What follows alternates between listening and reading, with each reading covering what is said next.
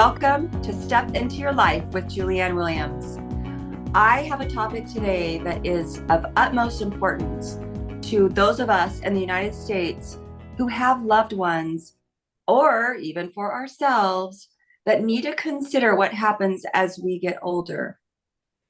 As you know, I spent over 30 years, a long time, in the long-term care profession in the nursing home and assisted living space because I have a passion for taking care of the elderly and infirm. But it's not an easy choice for so many families when it's time for long-term care to come into play. And so we have an expert today who is going to share with you some really good tips and some really wonderful information so that this time of your life or your loved one's life can be as smooth as possible in terms of transition. So today I welcome Linda.Ryan, and she is an expert and a financial planner who can teach us how to deal with and approach the need for long-term care. So Linda, thank you for joining me today and talking about this really important topic. Let me first start by having you tell us a little bit about yourself. Thank you, Julianne. It's great to be with you. Well, I am a mother and a grandmother. I'm also a widow, and I have been very passionate about this subject as well, having experienced it firsthand. Well, as I talked about, this is a topic that we don't really want to discuss until we have to, and then we're ill prepared to put forth the solutions that are needed in a time where we might have a more level head in making the decision. Right. So I know that you want more people to learn about long-term care. Why do you think that people have an immediate negative reaction to those words, long-term care? I agree. Most people that you bring up the subject, it's kind of like they want to put their hands in their ears. And I think it's because when most people hear that term, long-term care, they think of a location like a nursing home, and they don't want to have anything to do with it. But I like to explain and educate people that long-term care is not a location. It's an event.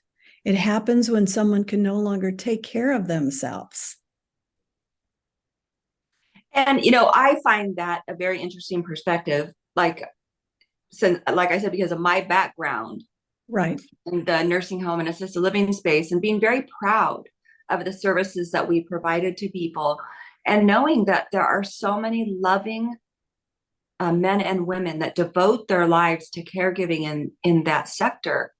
And so for me, it's not negative. I know that most people would choose something different if they could. Yes. And I think they should if they can. But there are so many wonderful people that devote their entire career to taking care of the elderly. So thinking about the fact that it's not necessarily a nursing home or assisted living facility center, why do you think people should plan for it? Well, isn't it interesting, Julianne, that we plan for weddings, we plan for college education, vacations, we even plan for our retirement, but we don't plan for how and where we want to be cared for. Just thinking about long-term care doesn't mean that you have to go into a facility. It's wonderful that we have so many facilities, but nowadays long-term care can also provide for in-home health care. Yes, and it's changed so much. When I look back as a child, many people know that my hero is my great grandma, Surma Nahigian. She came over during the Armenian genocide, and she spent her last days in a nursing home in the Fresno area. And that's what catapulted my choice of career, because my grandma and my aunt would complain about the things that happened on a daily basis. And so I wanted to make it better. And so, like you said, and so the whole landscape has changed. I look at the nursing homes now. When my great grandma was in the nursing home, it was a lot of grandmas and grandpas. And when I started, in 1990 and 1991 in the space, it was a lot of grandmas and grandpas in the nursing home. And now we see those folks in the assisted living, and nursing homes are really almost like med surg floors, many sections of them. And then they do have a long-term care component for those who need 24-hour care, but it's really changed. And so to your point, planning for it doesn't mean you're going to access it, Right. but it makes sure that you're ready to if you need to. So, I just sort of gave a little thing about what long-term care, how it is and what's changed. And we've talked about why you should plan for it, but the cost is what I think is what people get very concerned about, because they don't know how to get to the cost issue. So, is it expensive, or are there ways to pay for it that people should be aware of? Yes. In answer to your first question, it is expensive. But let's say that you're paying a premium of $6,000 a year. Now, that's not cheap, but Mm-mm. what if you have to pay that every month? That's $72,000 a year. So that's really where, if you start planning for it, you may be using your 401k to make those payments, but you're planning for it. The other thing I want to say is, just like the automobile industry brings out a new model every year, insurance companies have adjusted also, and they bring out new products almost every year, different companies. So a lot of them have what is called a hybrid policy. When Mm-hmm. long-term policies were first introduced, we called them standalone policies because they could only be used for long-term care. But nowadays, with something called the hybrid or a linked policy, someone can use a policy to pay for either long-term care or a death benefit. So Mm-hmm. since we know that 100% of us are going to die, if we don't need long-term care, we have the death benefit. But if we do need long-term care, it's there. And that's what makes the policies very affordable. You can get a policy for a 30-something-year-old for less than $200 a month. That's pretty affordable. Well, and so that's essentially your life insurance as well. Yes. Got Yes. it. Got it. I like that. And so you just mentioned, 30-year-olds. So, what about Gen Xers? What about planning in that phase? I mean, is that too young, or, because you'll be paying premiums, or is there some benefit to all of us to start thinking a little bit about how we can handle our next stop? And I say that with a little grimace, although it's really more about life moving so fast. That's just another chapter that we get to experience, but I just don't want to get there yet. That's right. I get that. So, in answer to the age question, the sweet spot to buy these long-term care policies are really in your 40s and 50s. For one, your age does contribute to the amount of your premium, but also by the time you're in your 60s and 70s, you might have some kind of medical issue that has come up. So that's why I say the sweet spot is at 40s and 50s. And it's interesting that I have talked to many people who they make some assumptions about long-term care. One of them is, it's never going to happen to me. I'm not going into a nursing home. Another one is, our kids will take care of us. And the other one is, well, the government will help, right? So I have pushback for every single one of those. For one, with the kids taking care, first of all, I'd ask, did you ask your kids? Is it okay with you if they wipe your butt when it comes to that point? And the other thing is, with the adult children, and this, we're already seeing that today, these adult children are already taking care of their children. Mm-hmm. And so to take on the burden, if you will, of taking care of an older parent, I call them the sandwich generation. They're being stretched both ways. It's true. And especially as we have children a little older than in the past. Right. Before, at this age where I am right now, my kids would have been raised, and instead I still have college age kids. And I think some people even have, younger children. But let's talk about the government for a minute.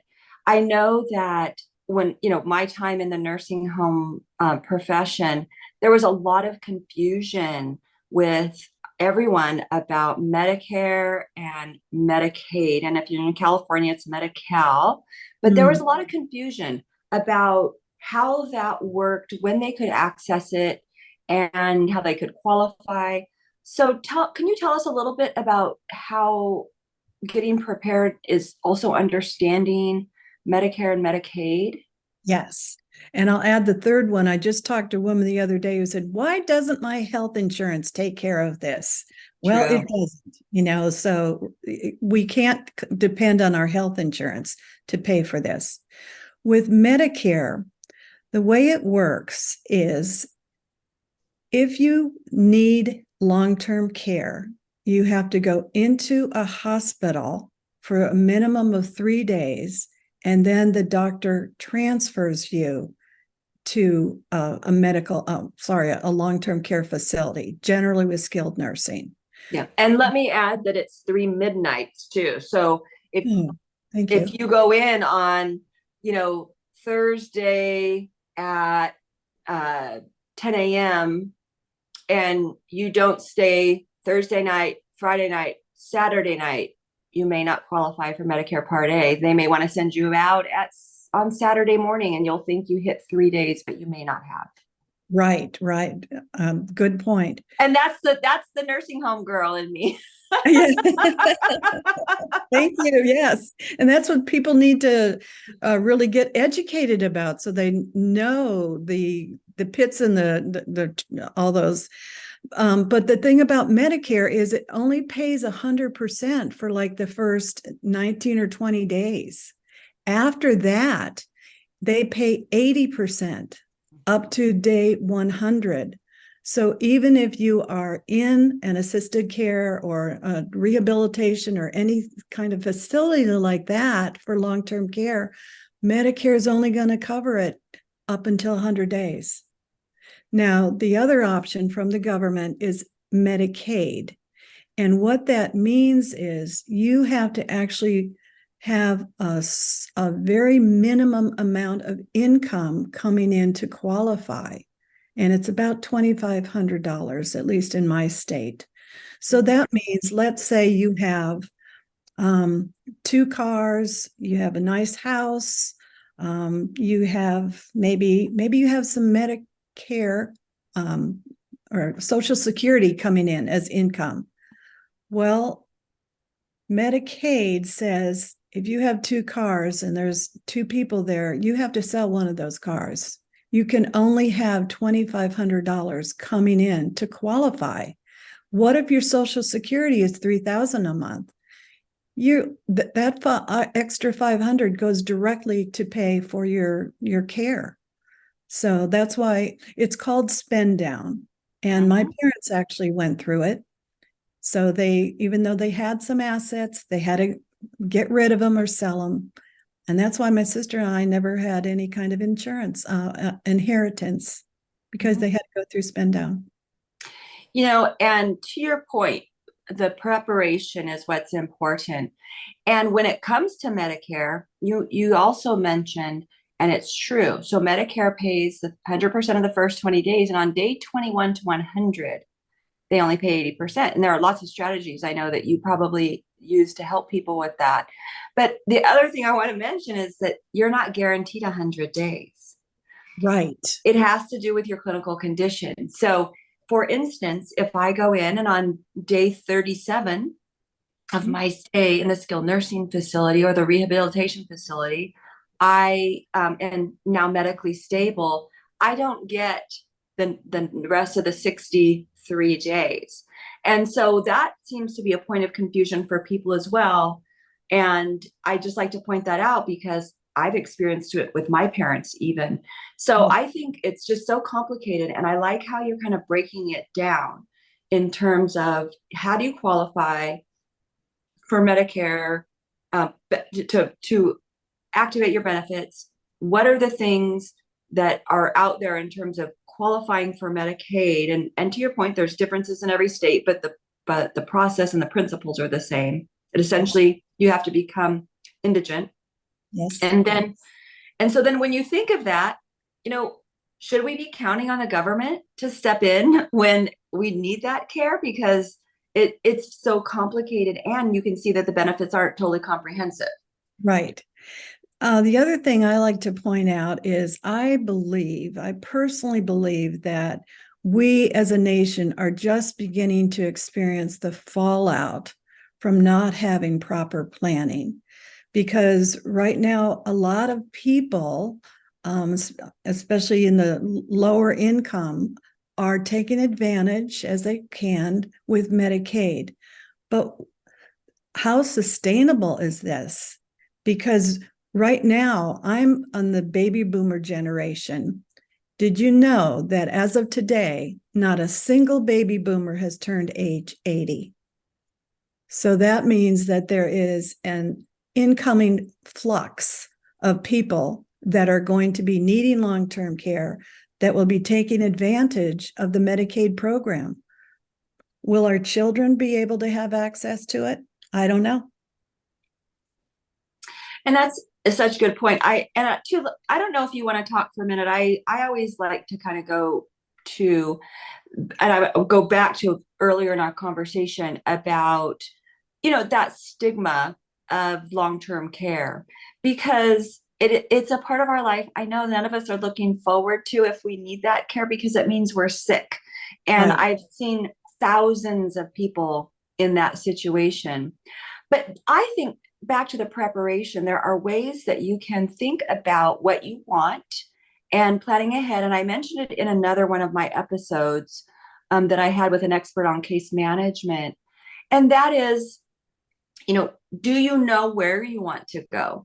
And is it important because, for instance, if you have long-term care insurance or you have Medicare or you have a Medicare Advantage plan, do you know where you can go prior to having the need? And so when you're working with your clients to help them prepare financially, I like to help people prepare emotionally Yeah. as well. And I know you are too.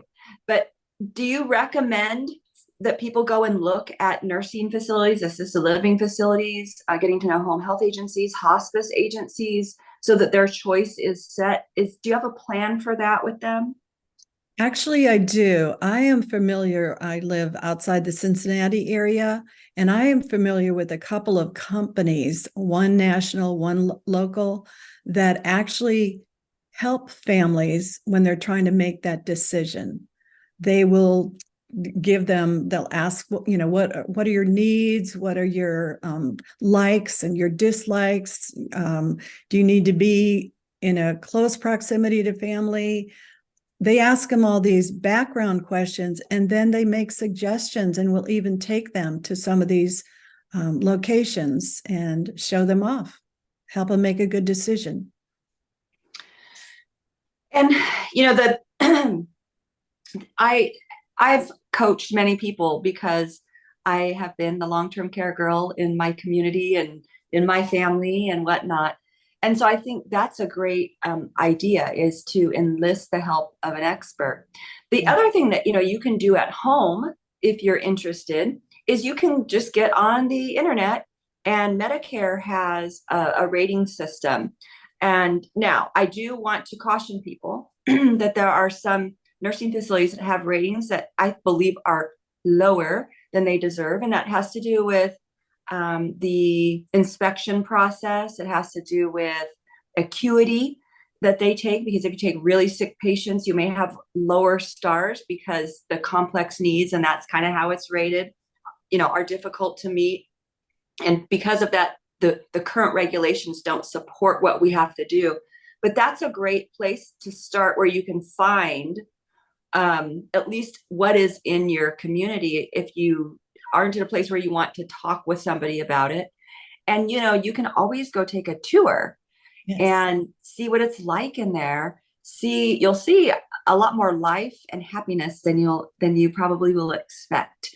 And Yes. that's why I really like people to go tour, because some of it'll take out some of that fear. Yes. I like what I think it was Nelson Mandela said, that education is the best tool to change the world. So if you want to change your world, get some education about this. Because I also like Abraham Lincoln said that the best way to predict your future is to create it. Yes, yes, and knowing, especially in a decision that is as important as your healthcare. Right. So, and I want to talk a little bit about how to choose a nursing home real quick. I like to give these tips every time I have the opportunity, because people always ask me. And, so I really like to kind of remind with some of the things that maybe you might want to look for. So first of all, I think that you should consider location. You know, because you want to be able to easily see your family. And I think you mentioned that.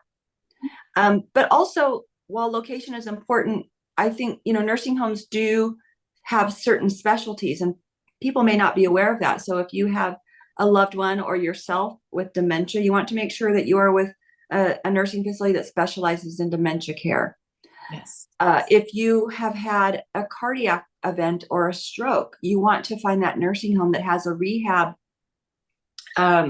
team that is very familiar with what you need to recover. Yes. When you go and visit the facility, ask them about their Medicare and Medicaid certification, because not everybody has that. Right. And then in your case, like when we're buying products that will help us choose and have, that's what for me, and I do have insurance because I want to have a choice. I want options when I need long-term care, whatever that is, whether it be home health, whether that be assisted living, whether that be nursing home, whether that be hospice. I want to have a choice. So Right. it expands your choice when you look at products that you actually work with, correct? Correct. I don't think there's a single long-term care policy that's identical to another one. I work with several companies, and they're all different. There's one company, for example, that I work with that you can receive your long-term care benefits even if you're overseas. I work with a company that just came out this summer with a policy that covers not just one, but two people. And imagine this, they don't even have to be husband and wife. Oh, wow. It could be a mother and daughter. It could be a brother and sister. So there's lots of different new policies that are coming out that are reacting and responding to our needs, because times are changing. I know so many people are retiring out of the country. So that is something I think is really helpful. And, Right. when you go and visit, look at the residents. We call them residents in the nursing home space. Are they well cared for? I always look at, are their faces washed? Are their fingernails clean? And that is a big signal to me. Now, the other thing I want to point out is residents also have the choice as to what grooming they would like, just like at home. So for instance, if you don't want to get up until noon and take a shower, you may see some people who aren't ready yet for that part of their day. And so you have to remember that the self-determination still applies. And that's a wonderful thing that people, I think, may not know, that when we think of the nursing home, we think of becoming a part of an institution. The other thing is, I always like to look and see, how do the nurses, housekeepers, the nutrition staff, the activity staff, social, how do they interact? Not only with the residents, but with one another. And so you want to really look to see that they're engaged, and you can tell when people care. There's a feeling about it. So, And so the other thing is that, odors always come up. And I want to remind everyone that we all have physical needs, mostly in the morning. And so sometimes if you visit early in the day, there might be a transient odor. If there's still an odor at 4 in the afternoon, I would be very concerned. But if there's an odor in the morning, it might be that you have 55 people who have used the bathroom. And Right. we all know how one person in our house sometimes can upset the apple cart. So just think of those things. That's Um, right. right? And then That's also, excellent. if it smells really, really good, just make sure they're not covering up the smells and the odors. Yes. And then if you made an appointment to visit, you might want to stop by a second time without an appointment and see if you see something different. Right. But those are, I mean, and those are really, really general, things. But you can see, like, look at the activities calendar and see how many things are offered for leisure. Ask them, do you have to eat in a dining room, or can you eat in your room if you want? Right. Those are all things that you can go in and ask. And I think it makes that whole process easier. And after, you've looked at all of the financial options, because, I know people don't want to talk about the things we're talking about, the financial piece of healthcare, but it's really important. Then once you know what you want, it makes it so much easier to think about that financial portion, That's because, right? right. Yeah, that's why I recommend that planning. There's no way you can plan too early, Right. but there is a possibility you can start the planning too late. Yes. And even in my family, we've been guilty of that. Those of us, I mean, we're in the profession, and it's just really important, because that time can be very traumatic for Yeah, the whole family. right.